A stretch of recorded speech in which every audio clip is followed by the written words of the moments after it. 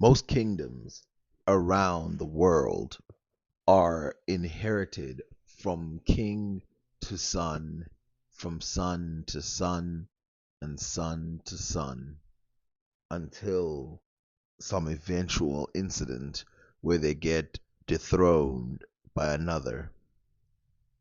In the Kingdom of Congo, it was a bit different, since they had many vassal states, not to mention that their formation was really the fusion of two bigger kingdoms and deciding to work together and create this giant alliance called the Kingdom of Congo.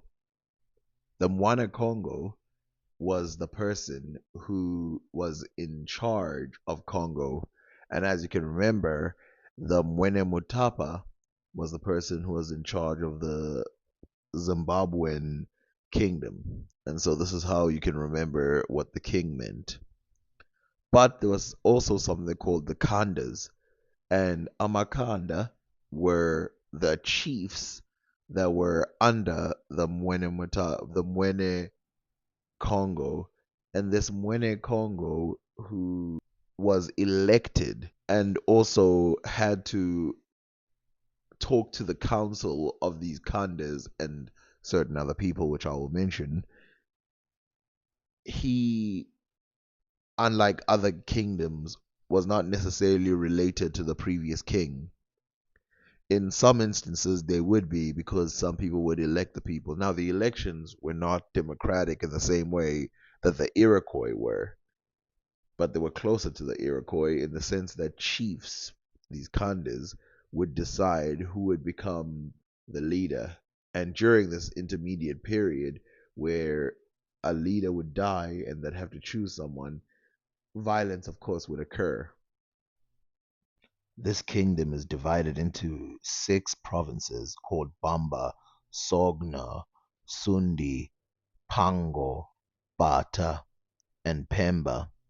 That of Bamba, which is the largest and richest, is governed by Don Sebastian Manibamba, cousin of King Don Alvarez, lately deceased, and is situated by the sea coast reaching from the river Ambize to that of Koanza, to that of Koanza on the fourth, to that of Koanza on the south. This prince has many lords under him, the names of the principal being Don Antonio Manibamba, who is the lieutenant and brother of Don Sebastian, and another Manilemba and Mani Dandi, Mani Bengo, and Mani Loanda, governor of the island of Loanda, and Mani Korimba, Mani Koanza, and Mani Kazinzi.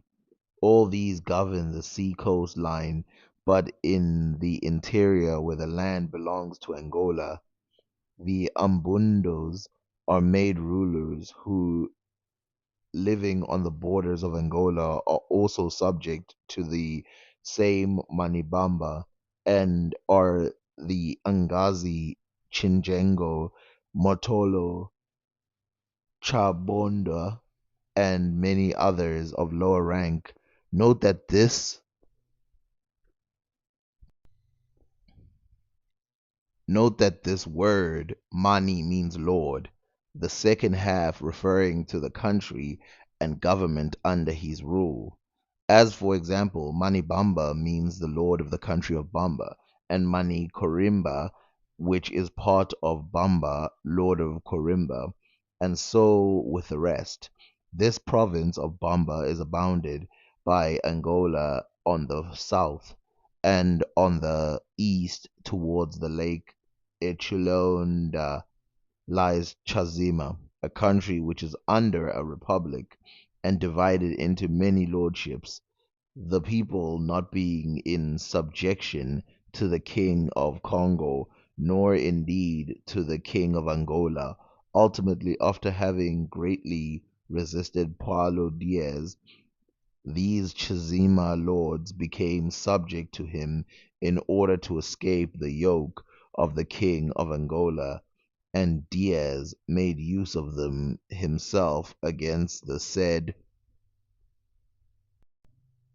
One of the reasons why the swapping of power didn't go from father to son is because the Congo people didn't really believe in inheritance. For example, we can see here where this writer compares the Sundi, a kingdom next to the Congo, versus the Congolese system of governance. He says, and it lies a day journey to the south of the falls of the river. This province is the chief one, forming almost the patrimony of the whole kingdom of Congo, and therefore always governed by the eldest son of the king and the princess, who are first in succession, as it came to pass in the time of the first Christian king Don Juan, whose eldest son, Don Alfonso, having previously been governor here, succeeded his father. All successive kings have observed the same custom, giving the government to the princes who were next to seniority, and in the same way the present king Don Alvarez was himself formerly governor and called Manisundi. It must be observed here that the kingdom of Congo, no one having property can leave it to his heirs. Everything belongs to the king, and he divides the government, riches, and territory to whomsoever he pleases, his own sons being subject to the same law, in consequence of which law, if any one omits to pay tribute every year, the king takes away their governmentship, giving it to another, as happened to the king who now reigns at the time when Duarte Lopez was at this court, for wishing, when governor, to be liberal and even boundless in generosity to his vassal, who were dissatisfied with the burdens put upon them. He was for this disobedience removed from his governorship and from the king's favor, which last is known in the language of this people as Tombokada. The kingdom was governed in concert by the Mwene Congo and the royal council, known as the Nembanda. Mbanda. It was composed of 12 members divided into three groups. One group were bureaucrats, another who were electors, and a last of matrons. Senior officials chose the Mwene Congo, or king, who served for life. Following their choice, electors varied over time, and there was probably never a completely fixed list. Rather, senior officials who exercised power did so. Many kings tried to choose their successors, not always successfully. An example of this is when one of the kings died and the people didn't want the specific person to be in charge, and the person that the lords and the Portuguese wanted to be in charge, the people didn't want as well. And so the other person was put in charge, but was killed by the Portuguese. And it says this: for he also spread discord amongst the subjects and their rulers.